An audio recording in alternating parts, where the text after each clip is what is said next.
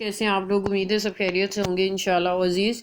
अच्छा, आज का जो हमारा टॉपिक है वो ग्रैंड टेस्ट के हवाले से है। कुछ मैं इन्फॉर्मेशन आपसे शेयर करना चाह रही थी कि आप जब ग्रैंड टेस्ट की तैयारी करें तो इन पॉइंट्स को ख़ास तौर पे नोट कर सकें। पेज नंबर 130 एक्सरसाइज 3A है स्टूडेंट्स। और यहाँ पे अगर आप देखें तो ये फ्रैक्शन का चैप्टर है। अब the fraction of the shaded part is, यदि मैं काउंट करूँ तो सारे 20 और 7 इसमें कलर्ड हुए हैं तो ये 7/20 आ जाएगा। राइट द मिसिंग डिनोमिनेटर, ठीक है। तो 9 3s are 27, उसके अकॉर्डिंगली 3 ऊपर लिखेंगे, 3 1s are 3, ये इसका इक्विवेलेंट है। अब ये 17/5 है तो इम्प्रॉपर फ्रैक्शन इसलिए क्योंकि बड़ी जो वैल्यू है यानी डिनोमिनेटर जो है वो 17 है, यानी बड़ा है डिनोमिनेटर से, इसलिए ये इम्प्रॉपर है। ये 3/5 9/5 तो 9 की तरफ हम कर देंगे, और 4/13 तो 3/13 तो 4/13 की तरफ हम एलिगेटर का माउथ कर देंगे।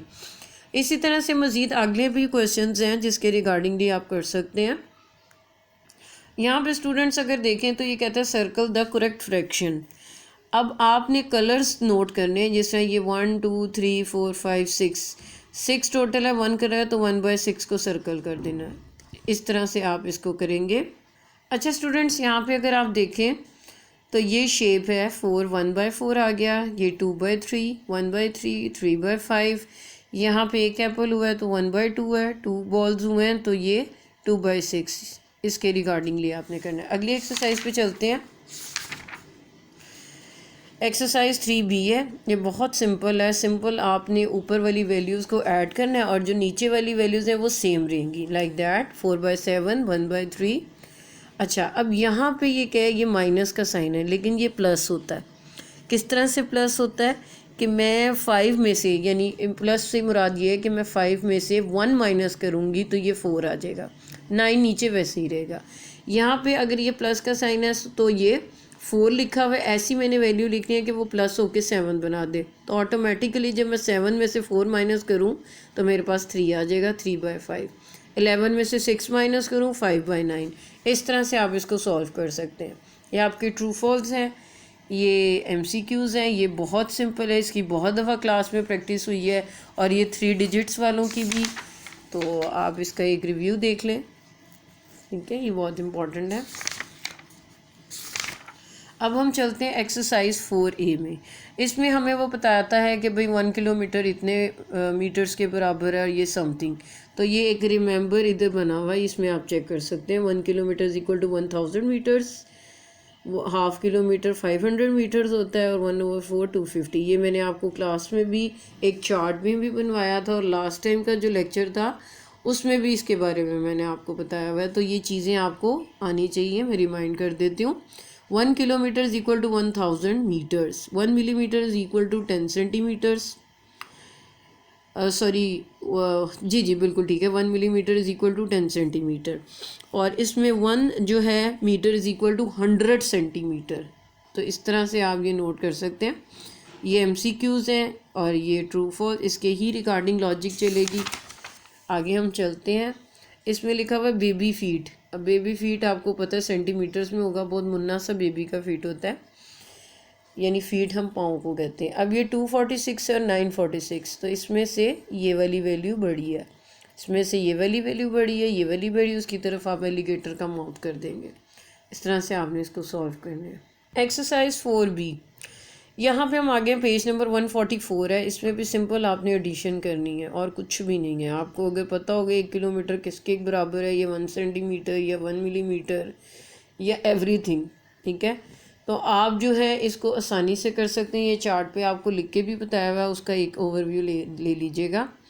यहाँ पे भी स्टूडेंट्स ये सिंपल एडिशन के क्वेश्चंस हैं। जी स्टूडेंट्स, आप देख सकते हैं ये प्लस माइनस के क्वेश्चन है, ये माइनस के हैं और नीचे आपके प्लस क्वेश्चंस हैं। लेट्स मैं आपको वो फार्मूलाज का एक बता दूँ, ठीक है।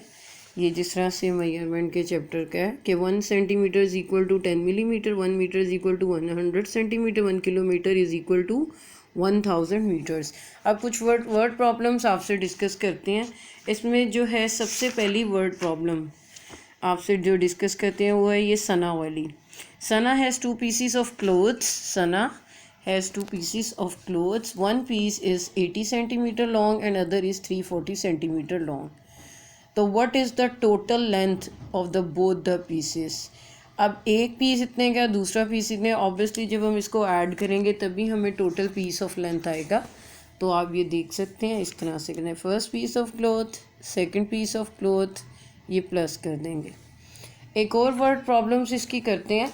यहाँ पे रोब वाली है, ये a piece of a roll of, ठीक है, a roll of rope is 2 metre long if 27 metre is used. अब इस्तेमाल होगी तो what is the length of the rope is left. Left means that कि ये माइनस होगा। यहाँ पे आप देख सकते हैं 200 में से 127 माइनस करेंगे, आपके पास 73 आंसर आ जाएगा।